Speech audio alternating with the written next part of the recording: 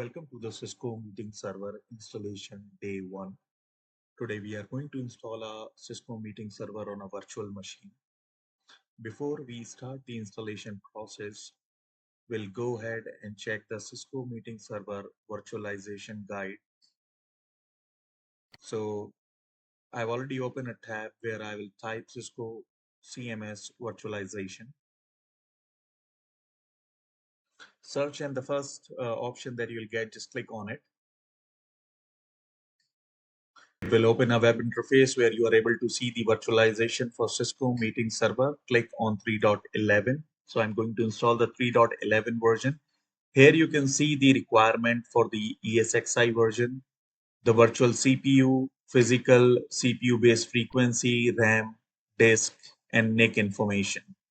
Also, there is a small note, just go through with it. It will give you an idea how much RAM you need and what is the virtual CPU requirement. I've already downloaded the over file for Cisco Meeting Server from a Cisco Software Central.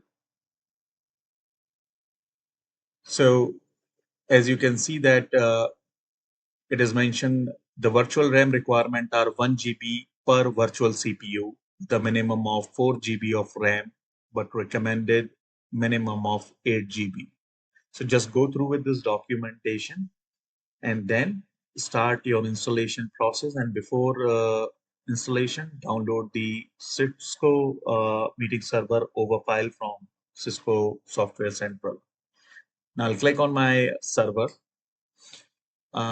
This is the server that I'm going to install on. It's already on ESXi version 7.0 update 3, and it also has a physical frequency of 2.60 gigahertz, which is mentioned in the document that it should be, the recommendation should be between 2 gigahertz to 2.5 gigahertz. Let me click on the virtual machine now and register your VM. So as I'm going to use the over file, I'll select the second option and click on next. Now enter a name for the virtual machine. So let me type here Cisco Meeting Server. Okay. After that, now you can click to select files, or you can also do drag and drop. I'll click on it, select the virtual machine, click on open, next. I'll select the data store where I would like to install or create the VM, and then click on next. Now you will get the option whether you would like to do the thin or thick provisioning.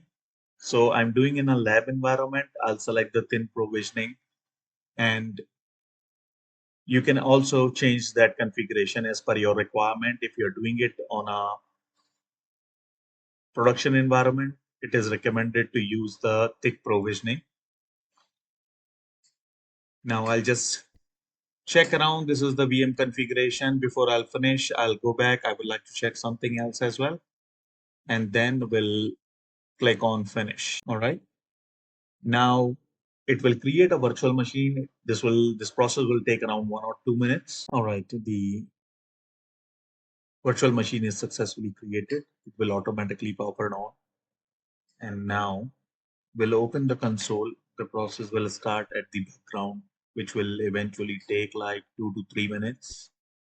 And then you will get the login prompt to log in your Cisco Meeting Server.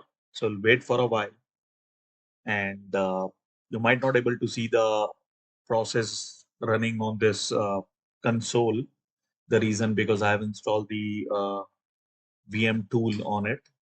So eventually you're not able to see, you are able to see a couple of lines here related to the rules. But yeah, it is running in the background, and soon we will get the login credentials information. It will ask us to log in via console. So just wait for a couple more minutes and see. So here you can see it is asking for the login now. So the username will remain same, which will be admin, and the password is blank. Blank means you don't have to type anything, just simply press enter. It will ask for the new password, and you can confirm the same password and you are able to log in. Now, to get the web access of the Cisco Meeting Server, you need to manually configure the IP, v4, and DNS, NTP, other information. So as of now, you can change the host name, other things from here. You can reboot the server. We'll check the configuration part in the next video. As of now, the installation is complete. The server is up. However, we are not able to access the web interface because we need to do the configuration to get the web access. I'll change the host name for this server. I reboot it and we'll see you in next video. Thank you.